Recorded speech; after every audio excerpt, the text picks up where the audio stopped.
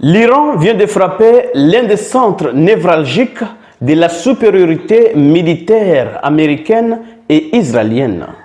Le centre de données Oracle, ce n'est pas un simple serveur, c'est un cœur de stockage et de traitement des informations stratégiques, un pilier invisible qui coordonne à la fois opérations, renseignements et cybersécurité.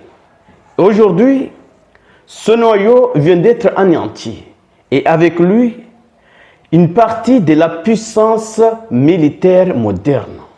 Chez messieurs, qu'est-ce qui s'est passé? C'est dans ce cadre que nous allons aborder en profondeur de cette vidéoconférence. Mais avant d'aller en profondeur, partagez cette vidéo. Et si vous ne faites pas partie de la communauté, il est temps de cliquer sur le bouton suivre pour rejoindre votre communauté. Allons-y directement dans les détails. Que dit les sources?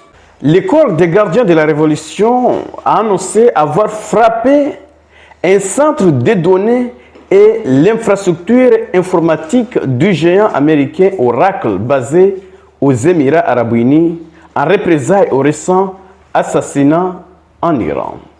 En référence, l'attaque qui a visé l'ancien ministre des Affaires étrangères et qui a envoyé sa femme au repos éternel. Pour comprendre ce qui se passe, Washington dit vouloir négocier et en même temps, ils essaient d'éliminer la personne qui était chargée de négocier. C'est de cela qu'il s'agit. Chez messieurs. Selon les Iraniens, les services cloud d'Oracle sont de plus en plus utilisés par les forces armées israéliennes qui cherchent à moderniser leur infrastructure informatique. Elles participent à des projets conjoints avec les entités militaires et du renseignement israéliennes contribuant au développement d'outils d'analyse des données avancées, d'outils de renseignement basés sur l'IA et des plateformes d'entreprises sécurisées. Donc, pour l'Iran, même s'ils ont frappé cette entreprise en représailles, mais cette entreprise est une cible parfaite. Mais quel rôle joue vraiment ce genre d'entreprise? Parce que ce sont des entreprises à double usage. Oui, ce sont des entreprises qui aident à la fois les gouvernements, à la fois les entreprises civiles, mais ce genre d'entreprises peuvent jouer aussi un rôle militaire. Chez messieurs. Supposons en temps de conflit, une infrastructure comme un data center de Oracle peut servir d'eux. Écoutez très bien. Centre de traitement de renseignement, c'est-à-dire analyse d'images satellites, données de drones, IA, etc. Nœud de communication sécurisé entre unités militaires. Système logistique. Gestion des troupes, équipement, ravitaillement. Support aux opérations cyber, défense et attaques informatiques. Donc, en résumé, ultra simple, c'est le cerveau numérique des opérations militaires modernes, pas une base, mais un élément clé pour coordonner, analyser et décider. Donc, en ciblant ce genre d'infrastructure, l'Iran affaiblit la capacité, oui, militaire moderne de l'entité et des États-Unis dans la région. C'est de cela qu'il s'agit. Parce qu'il ne s'agit pas d'avoir la force brute. Ce n'est pas la force brute qui compte. Il faut aussi avoir des renseignements, oui, de la technologie pour dominer un combat dans cette période. Oui, c'est la technologie qui parle. C'est de cela qu'il s'agit.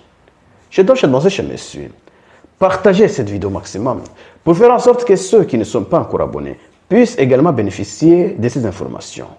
Parce que l'Iran vient de commencer une étape extrêmement compliquée, critique pour les pays du Moyen-Orient. L'Iran a commencé par frapper les bases militaires, puis les cachettes, oui, des soldats américains dans la région. Parce que les soldats américains ont déserté leur base, en tout cas la plupart d'entre eux.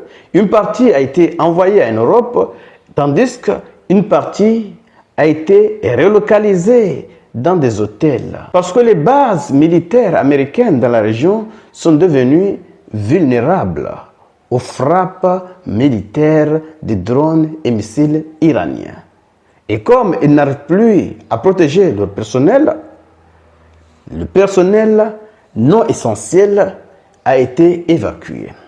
Et maintenant, l'Iran est passé aux choses sérieuses, l'infrastructure technologique, comme l'infrastructure d'Amazon qui a été déjà frappée. Et en frappant ces géants, l'Iran rend la situation extrêmement difficile à Donald Trump. Parce que ce sont les donateurs de Donald Trump, en tout cas les donateurs des présidents américains, qui sont frappés. Oui, Amazon, qui a soutenu Donald Trump, par exemple, et aujourd'hui voit ces infrastructures frappées, détruites au Moyen-Orient. Là, il va commencer à réfléchir à la possibilité de soutenir Donald Trump à l'avenir, puisque les entreprises qui lui rapportent de l'argent sont frappées à cause d'un conflit qui a été déclenché par Donald Trump et surtout un conflit injustifié. Je dois chez monsieur, partagez cette vidéo et surtout restez connectés pour la suite des événements. Merci.